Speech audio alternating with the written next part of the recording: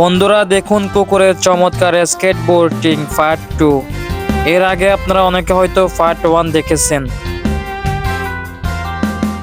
খুবই অসাধারণভাবে সে স্কেটবোর্ডিং করতেছিল।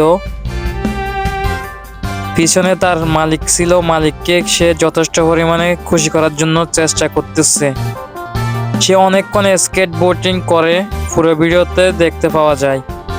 পুরো ভিডিওটি 3টি পার্টে আপলোড করতেছি। এটা হচ্ছে পার্ট 2। 3 মিনিট পর্যন্ত বা তার চেয়ে বেশি সময় ধরে তার মালিককে সে এভাবে স্কেটবোর্ডিং করে এটা দিয়ে খুশি করতেছিল।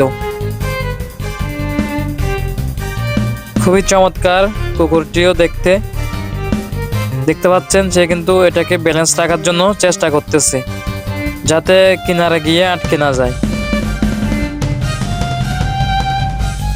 এই ছোট আকৃতির কুকুরগুলো অনেক দুরন্ত চালাক হয়ে থাকে।